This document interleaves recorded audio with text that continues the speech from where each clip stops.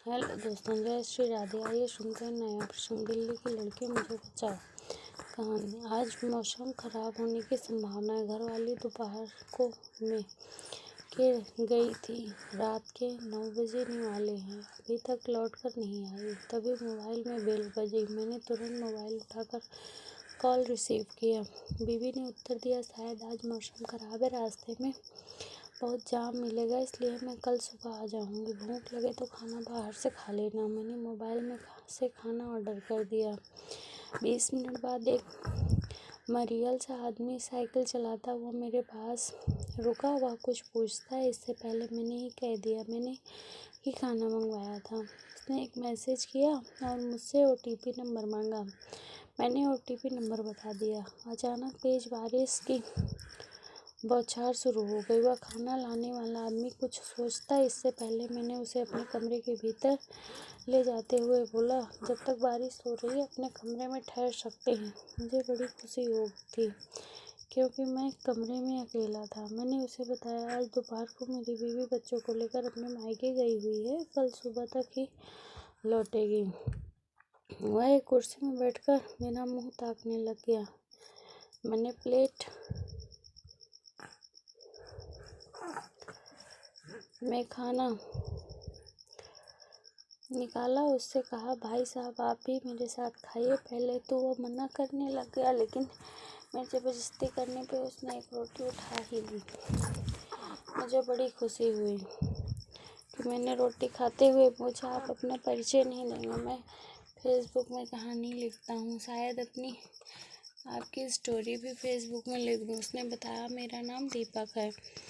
मेरी कहानी बहुत अजीब है। एक ज़माने में मैं गांव में रहता था। किसी ने मेरा रिश्ता दिल्ली की लड़की से करवा दिया। उस समय मैं फूला नहीं समा रहा था। अरे वाह, मेरी शादी दिल्ली की लड़की से हो रही है, मैं बड़ा किस्मत वाला हूँ। उसकी फ़ोटो देखकर तो मैं पूरी तरह पागल हो गया। गोरा रंग, आँखों में काला चश्मा, पढ़ी लिखी, मेरी तो निकल पड़ी। खुशी के मारे मेरा नाचने का मन हो रहा था। शादी होकर जिस दिन मैं गाँव आई, मुंह बनाते हुए कहने लगी, यह कैसा सुनसान सा गांव है। दूर दूर तक कोई बाजार नहीं, सिनेमा घर नहीं, जहाँ भी नज़र पड़ती है गाय भैंस बकरी। यहाँ तो मेरा सारा मेकअप ही खराब हो जाएगा। मेरे माता पिता मुझे एक कोने में ले जाकर बोले, शहर की लड़की है, भला गांव में कैसे रह पाएगी? दीपक, तुम एक काम करो, मैं गांव के तेरे हिस्से की ज़मीन बेच देता हूँ, तू शहर में एक घर खरीद ले। 20 लाख रुपए है। बीवी को लेकर दिल्ली चला के आया। 18 लाख का हमने एक छोटा सा फ्लैट, मगर बीवी ने कहा, मुझे एक कार दिलवा दो। बीवी की खुशी के खातिर 19 लाख की कार खरीद ली और किराए पर एक फ्लैट ले लिया। किसी ने बताया, तुम दिल्ली में नए हो, एक मोटरसाइकिल खरीद लो। एक मोटरसाइकिल से डिलीवरी बॉय का काम शुरू कर दो। 90,000 रुपये की मेरी बाइक आ चुकी थी। 10,000 रुपये बचे थे, वह बीवी ने रख लिए कार में पेट्रोल डलाने के लिए। मैं डिलीवरी से रोज़ाना 1700 से कभी 2,000 कमाकर बीवी को देने लगा। तब बीवी बोली, 60,000 रुपये मुझे महीने के चाहिए। मैंने बजट बना लिया।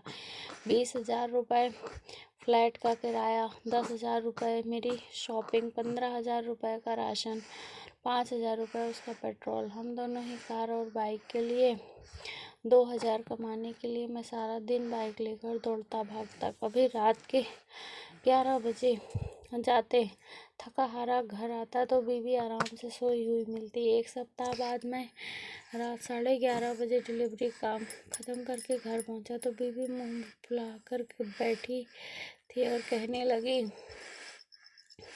शाम को बाजार में सब्जी खरीदने के लिए कार ले गई थी। लौटते समय सोचा थोड़ी दूर तक घूम आऊँ। कुछ दूर निकल गई, तभी हाईवे पर मुझे हुआ शायद मेरी कार का ब्रेक फेल हो गया। तब मैं चलती कार से कूद गई। शुक्र है मेरी जान बच गई। तब मैंने कहा, कार क्या हुआ? उसने कहा, तुम्हें कार की पड़ी? मैंने दोनों हाथ छिल गए। मेरे बारे में तुमने एक बार भी नहीं पूछा। मर जाती तो कार का क्या हुआ है?